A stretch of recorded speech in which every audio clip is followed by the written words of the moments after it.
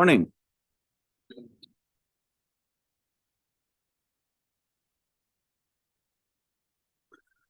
Let's see. I do have one announcement that I should have said a minute ago. If you were at the church council meeting last night, you heard me talk about the new way that we are reaching out to families with new births or adoptions. And part of that is having groups that are going to deliver a gift to those families. So we have 7 women's circles that are signed up to be on that list. And we have a few Sunday school classes. So if your Sunday school class would like to be on that list, or maybe even this group, so that we can reach out and support dads in the church that are not involved in men's ministry, that'd be great. It's not a heavy lift. We will do all of the work leading up to when the baby is born or adopted. All you have to do is come to the church, pick up the gift, deliver, and either get a gift card for food or cater or get a meal to deliver to the family. So you can talk to me about that afterwards, or talk to your Sunday school class. I can come talk to your Sunday school class if you'd like, but I don't want this to be something that is just owned by the women in the church. I'd love for the men to be involved as well. So today we are focusing on the raising of Lazarus, which is a really long story if you've never read it all the way through. John is very dramatic, and he spends more time on the build up to this miracle than he does actually describing what happens. So it's 44 verses long. So there's plenty of content for us this morning. So there are a few places, like we know Mary, Martha, and Lazarus, right? There are 3 siblings. There's a couple of places that we see them in the Bible, and they're known for being really close with Jesus. We don't exactly know why they were close with Jesus or how they became close with Jesus, just that they are people that Jesus loved. You always remember the story from Luke chapter 10, right? Where Jesus goes to Mary and Martha's house and spends time with them there.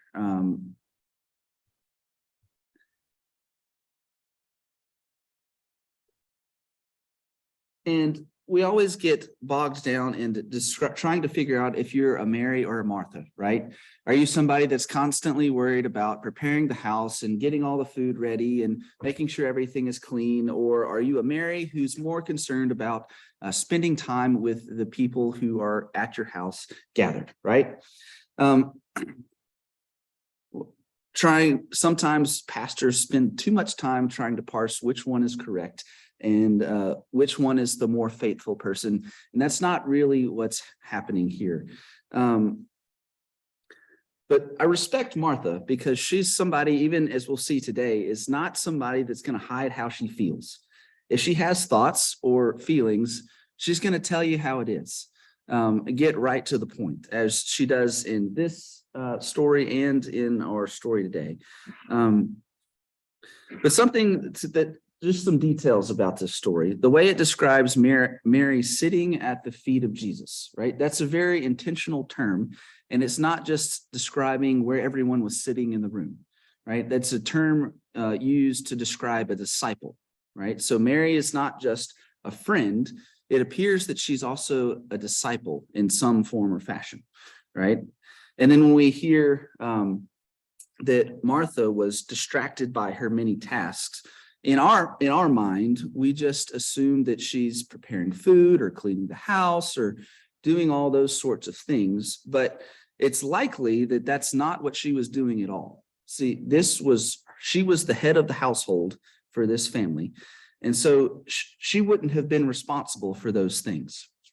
It's more likely that she was doing business and likely doing business things related to Jesus's ministry. So both of them, they were close with Jesus, not just as friends, but they were intimately involved in his ministry during this time, right? So, but we don't have a lot of stories about their encounters with Jesus. That's the main one that we hear about, and then the one today. But also directly after the raising of Lazarus, it also recounts Jesus going back to Bethany, back to their house, and again, and sharing a meal with them. And it just describes as Lazarus was one of those around the table with him. So he's been brought back to life, and now he's just chilling at the house, eating dinner with Jesus and everyone else. Does anyone know what the name Lazarus means? Just a little fun fact. It means God has helped. That's how the name translated, which makes sense, right? You may remember also the story of the parable that Jesus tells of Lazarus and the rich man. That's just a parable. It's not this Lazarus. We don't really know why Jesus names that poor man Lazarus, but he does. So our text today, let's get started with our 44 verses. Now, a certain man was ill, Lazarus of Bethany, the village of Mary and her sister Martha. Mary was the one who anointed the Lord with perfume and wiped his feet with her hair. That's what happens directly after this. John is kind of preparing us for what's coming and making sure that we are identifying with the right Mary and not the many other Marys that were associated with Jesus. He wiped his feet with her hair. Her brother, Lazarus, was ill. So the sisters sent a message to Jesus. Lord, he whom you love is ill. Again, another identifier that these are not just random people that Jesus is acquainted with. He has a deep, intimate relationship with these three siblings. But when Jesus heard it, he said, this illness does not lead to death. Rather, it is for God's glory, so that the Son of God may be glorified through it. Accordingly, though Jesus loved Martha and her sister and Lazarus, after having heard that Lazarus was ill, he stayed 2 days longer in the place where he was. That doesn't really make sense, right? Even us, if somebody that we love dearly, someone that we are close to, if we find out they're ill on death's doorstep, most likely we're going to do our best to hurry and be able to see them one last time before they pass, right? We're not just going to keep doing our thing and act like it's not real and then afterwards show up, oh man, I wish I could have seen them one last time, right? It's just kind of weird, right? Then after this, he said to the disciples, let us go to Judea again. The disciples said to him, Rabbi, the Jews were just now trying to stone you, and you are going there again. Remember the Jews, right? The enemies of Jesus have been out to get Jesus almost from the beginning, right? They get really upset with him, as we learned last week after he turned tables at the temple. And so the disciples are like, dude, you can't go waltzing right back into town. They're already after you. Jesus answered, are there not 12 hours of daylight? Those who walk during the day do not stumble because they see the light of this world. But those who walk at night stumble because the light is not in them. These are things that John says that can get a little confusing, right? John, he tells stories, but then he has these little asides to make sure that we're understanding what's really happening. But he also has these deep theological sayings that Jesus says throughout, that are interwoven throughout the Gospels, and sometimes can be a little difficult to decipher. But after saying this, he told them, our friend Lazarus has fallen asleep, but I am going there to awaken him. The disciples said to him, Lord, if he has fallen asleep, he will be all right. Well, Jesus is using a euphemism for, well, he's dying. And then the disciples are just like, oh, well, he's asleep. No big deal. He'll be fine. We don't have to go over there.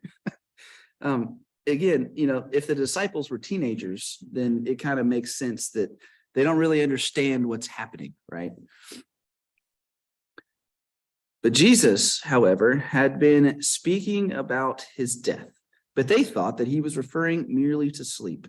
Then Jesus told them plainly, Lazarus is dead. For your sake, I am glad I was not there so that you may believe. But let us go to him. Thomas, who was called the twin, said to his fellow disciples, let us also go that we may die with him. What an interesting thing to say. Is that how you think about your walk with Jesus, trying to go with him so that you can also die? We talk about abundant life and living life to the fullest and having eternal life and all of these things, right? We talk about the life that we get and receive through our faith in Jesus, right? But the disciples were like, yeah, let's follow this guy so we could go die. Interesting. That continues. When Jesus arrived, he found that Lazarus had already been in the tomb for 4 days. Now, Bethany was near Jerusalem, some 2 miles away, and many of the Jews had come to Martha and Mary to console them about their brother. When Martha heard that Jesus was coming, she went and met him, while Mary stayed at home. Martha said to Jesus, Lord, if you had been here, my brother would not have died. But even now, I know that God will give you whatever you ask of him. Jesus said to her, your brother will rise again. And Martha said to him, I know that he will rise again in the resurrection on the last day. Jesus said to her, I am the resurrection and the life. Those who believe in me, even though they die, will live. And everyone who lives and believes in me will never die. Do you believe this? She said to him, yes, Lord, I believe that you are the Messiah, the Son of God, the one coming into the world. So Martha is declaring here, not that Jesus is just another teacher. He's not just some random rabbi, right? He is the Messiah, the one that the people of Israel have been waiting for generations. When she had said this, she went back and called her sister Mary and told her privately, the teacher is here and is calling for you. And when she heard it, she got up quickly and went to him. Now, Jesus had not come to the village, but was still at the place where Martha had met him. The Jews who were with her in the house, consoling her, saw Mary get up quickly and go out. They followed her because they thought that she was going to the tomb to weep there. When Mary came where Jesus was and saw him, she knelt at his feet and said to him, Lord, if you had been here, my brother would not have died. When Jesus saw her weeping, and the Jews who came with her also weeping, he was greatly disturbed in spirit and deeply moved. Now, this sounds like Jesus was moved with compassion for his friends who had just lost their brother, and also maybe he's filled with some grief at losing a friend, right? But the way that we have translated this into English doesn't really get to the real meaning of these words. It softens what they actually mean. So the first verb that we translate as greatly disturbed in spirit, it actually connotes anger and indignation, okay? That's a little different than being disturbed in spirit, right? Jesus is seeing these people weeping and he gets angry. He's indignant. The second is to be agitated or troubled, which is also very different from being deeply moved, right? When we talk about being deeply moved, it's often in response to a song that was played in worship or something that resonated with us in a sermon or something like that, right? Something that is calling us to change our life and do something differently. Or maybe we've been in a low place in our life and it's lifted us up, given us hope, right? Something that's deeply moved us. It's not something that makes us angry or indignant. So it's not that Jesus is deeply moved. I find it interesting that Jesus's anger is described here and not his love and compassion for his friends. So just something to know. He said, where have you laid him? They said to him, Lord, come and see. Jesus began to weep. So the Jews said, see how he loved him. But some of them said, could not he who opened the eyes of the blind man have kept this man from dying? Then Jesus, again, greatly disturbed, right? Is that same verb, greatly disturbed. So pointing out his anger again, right? He was angry, then he was moved to grief at his friend's loss, and then now he's angry again at the Jews who are questioning, well, couldn't you have done something? But he came to the tomb. It was a cave, and a stone was laying against it. Jesus said, take away the stone. Martha and the sister of the dead man said to him, Lord, already there is a stench because he has been dead for 4 days. Again, Martha is very direct and to the point, right? The fun way that this is translated in the King James version is he stinketh, right? Which is, if he had been there for 4 days, that's not a place that you would want to go into, probably. But Jesus said to her, did I not tell you that if you believed, you would see the glory of God? So they took away the stone, and Jesus looked upward and said, Father, I thank you for having heard me. I knew that you always hear me, and I have said this for the sake of the crowd standing here, so that they may believe that you sent me.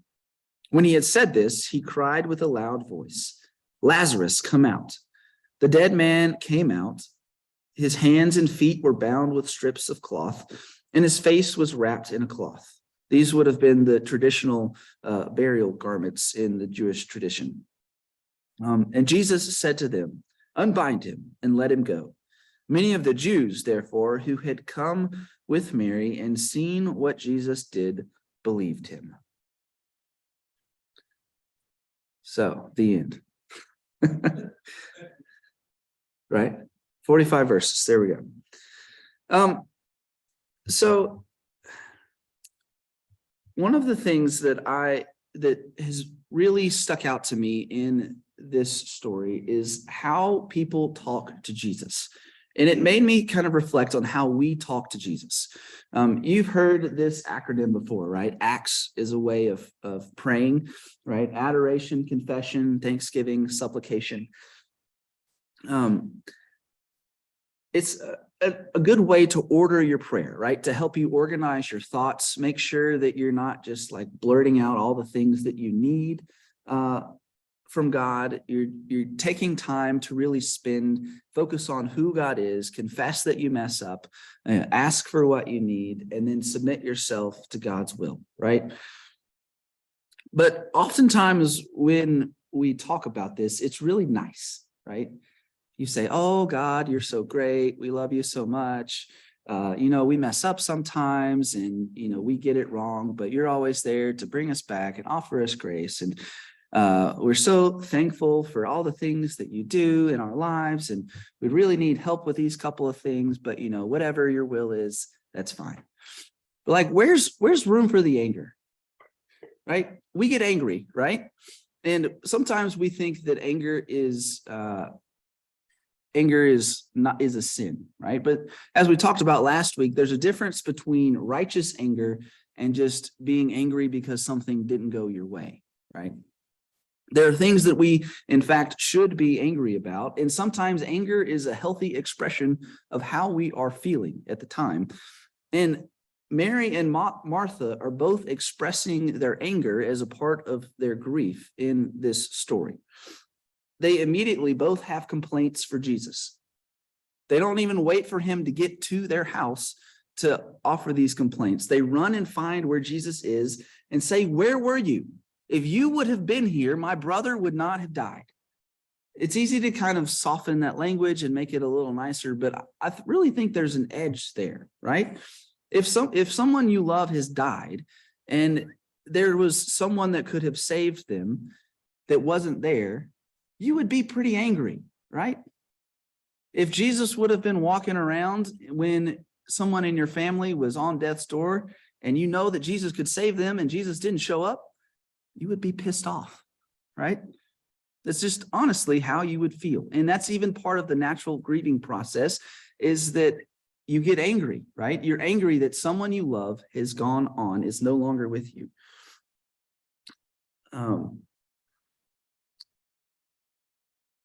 But when we get in these emotional situations, we're not good at dealing with emotions or being with people who are expressing their emotions. We're not even good at expressing our own emotions, right?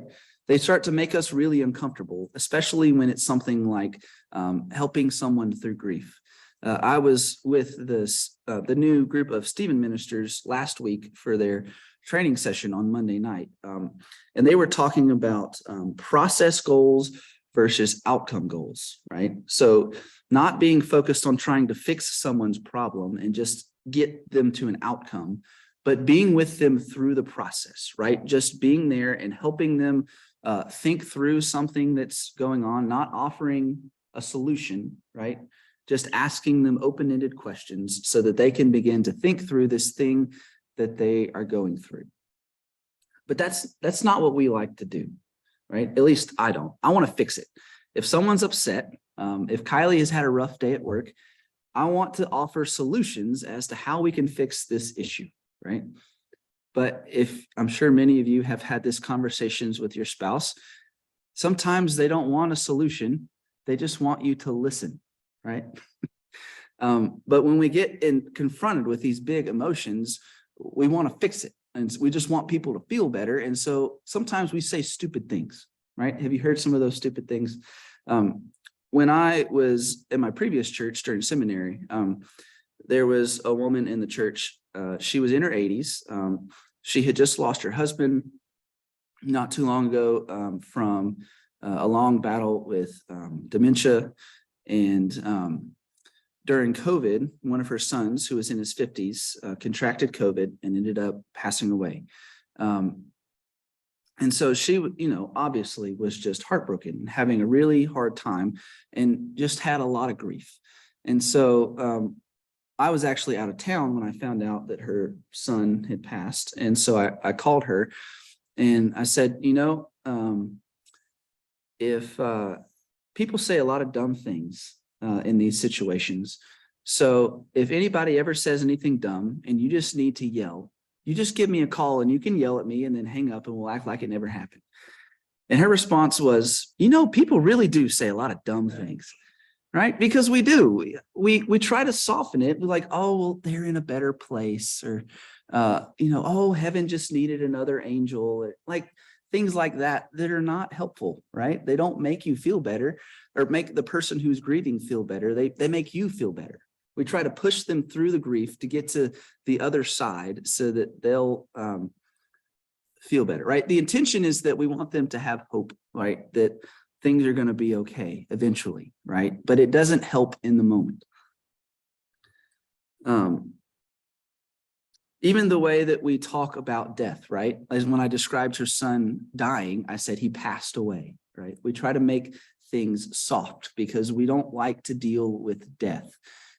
Even when we have funerals, right? A lot of times they tell people to dress in bright colors because they don't want everyone to be in black and be all sad and cry, right? Or we have celebrations of life instead of funerals, right?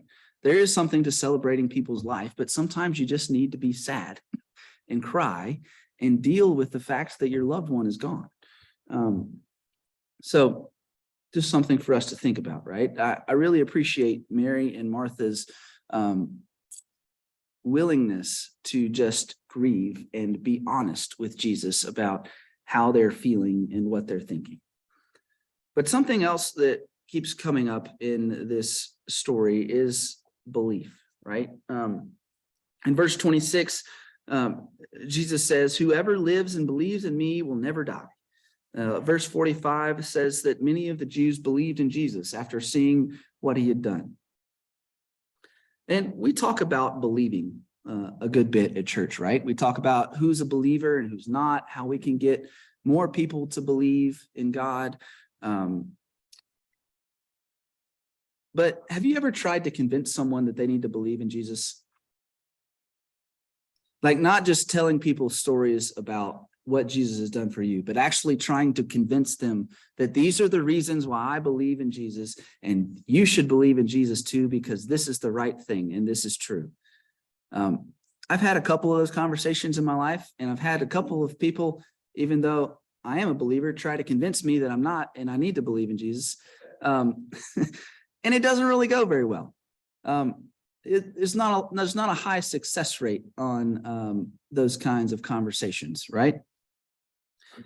Because a lot of times we make our faith a head thing instead of a heart thing, right? We make logical arguments for illogical ideas, right?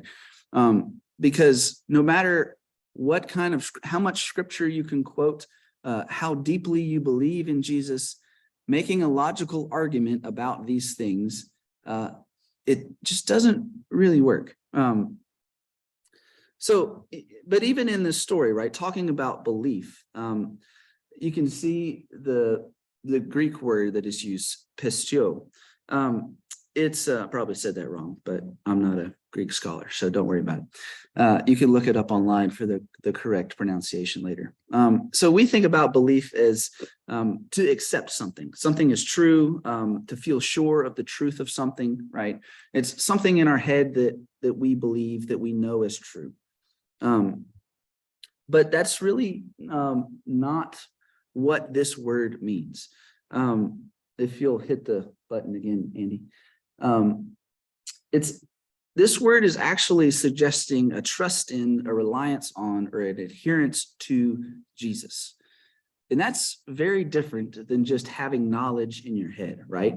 That involves your heart. It involves how you're living your life. We talked about Paul a lot last year, right? And that Paul's argument is that we are supposed to emulate the life of Jesus, right? Do the things that Jesus did. When we are being disciples, we are learning to do the things that Jesus did, and teaching others to do those things as well, right? And so that's really what this word is getting at. When we translate it as just believe, well, I believe that chair is going to hold me up when I sit in it, but it's not going to change my life, right?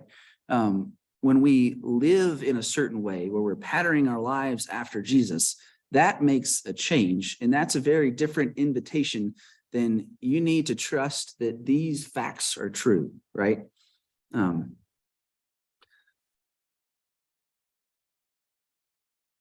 But it also talks about, right, obviously resurrection, right? Bringing someone back from the dead. So pretty outlandish, right? We have developed, CPR, we have AEDs, right? If someone goes into cardiac arrest, we can bring them back. But this dude's been dead for 4 days, right? He stinks. The CPR is not saving him. And so it's a little difficult to believe that this actually happened, right? Now, a lot of times when we talk about resurrection, I think, at least for me, right, we don't realize that it's actually a very Jewish belief. It's dating all the way back to Daniel chapter 12, verse 2, which says, "Many of those who sleep in the dust of the earth shall awake, some to everlasting life, and some to shame and everlasting contempt." So it's a belief that has evolved over time, obviously, but it was believed that at the end of the Messianic age, when the Messiah comes back and restores the kingdom of Israel, at the end of that age, that the dead would be resurrected and the kingdom of heaven would be established on earth, and everyone would live in that, right? So Jesus, that's what, when Martha comes and says, well, I know he'll be resurrected, right? In the middle of this story, she thinks that that's what she's talking about at the end of the age. She thinks he's going to be resurrected with everyone else, which, according to Jewish tradition, he would have been. But that's not what Jesus was talking about, obviously. But there's also, if you notice, some differences between Jesus's resurrection and Lazarus's resurrection. Anybody have any guesses I don't know if you remember the stories of resurrection. So Jesus, right, was not in the tomb when whoever it was, depending on the gospel, came to prepare the body or to visit the tomb, right? He was gone. The stone was rolled away. One other difference is that you see that Lazarus is still bound by his burial cloths, right? It talks about his feet still being bound. He's got a cloth on his face. But Jesus was not bound. So the cloths, that one detail is that it's showing how big of a grip death had on Lazarus, right? He wasn't just he wasn't asleep, right? He was dead. It had it in his clutches, right? But Jesus is not bound by those cloths, right? One account even says that the cloths were folded up in the tomb where Jesus no longer was. And Lazarus relies on Jesus's voice, being commanded by Jesus to come out of the tomb and be resurrected, right? Jesus doesn't have that reliance. Jesus is just gone when everyone comes back to the tomb. He arises and is completely free from death.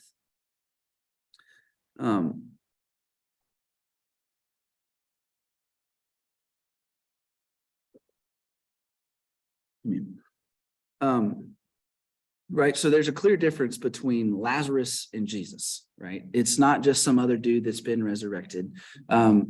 Jesus is the one doing the resurrecting, right? Jesus is the one who is defeating death. But when we talk about resurrection, sometimes we talk about it as just this thing that has happened a long time ago. The thing that reconciles us with God and allows us to live into a more hope and live in right relationship with God, right? Which is true. But there's also more to it than that, right? It allows us to live into a more hopeful future. We can experience little resurrections throughout our lives, right? We've all had difficult things that we've struggled with. Things that God has delivered us from throughout our lives. Hear about stories of people struggling with addiction and being delivered from that. People, all sorts of things that we struggle with throughout our lives. And so it's not something that we have to wait until we die or just something that happened a long time ago. It's something that we can experience now in our lives, right? Every Sunday at 11:15, we say at 8:30, we say the Apostles' Creed, right? And part of that is Christ is risen. We're not just declaring that we believe that Christ rose from the dead. I mean, that's part of it. But we're also saying something about our hope for our lives now and the world in the future, right? That Christ is at work in the world. Christ is still resurrecting all of us as we speak and go throughout our lives, sanctifying us as we continue to try to live into the hope that of a life following Jesus, right? But yeah, sorry, I lost my train of thought there. And so that's really what this story is about, right? It's getting to this hope that Jesus really is the Messiah. Jesus is not just calling you to believe in who he is, but adhere your life to Jesus, to trust your life into Jesus and the way that he is calling us to live in the world, right? It changes not just each of us, it changes our communities and the world. So I have a few discussion questions for us. Just an easy one to start with. What are your hopes for the future? Right? All of us have hopes and dreams. So, what are they? It can be anything, little things, big things. But then how do those hopes inform your daily life, right? Especially when you're younger, right? Sometimes you have hopes but then the way that you're ordering your life and the decisions that you're making in your daily life don't really line up with where you're trying to go in your life, right? And you have various points where your hopes and dreams line up with your decisions and times when they kind of diverge and you have to come back together. So just a point of reflection for you. How do you talk to God? Are all of your prayers really nice and, poetic and make you feel good? Or do you get real and it really express how you're feeling? Do you tell God all of the things, or do you just try to put on a face and make God look like you're doing good or whatever? Are you being like Mary and Martha, or are you just trying to give God all the nice things? And does your faith come from your head or from your heart, right? The struggle with being in seminary is they teach you a lot of facts, right? They teach you how to interpret the Bible. They teach you all these different things about the authors of the scriptures, about how to interpret them, about the different translations of words and all these things, right? And so it's easy to just, blurt out all those facts all the time to all the people that you encounter when someone says something that's not exactly correct according to scripture, right? Or according to theological tradition.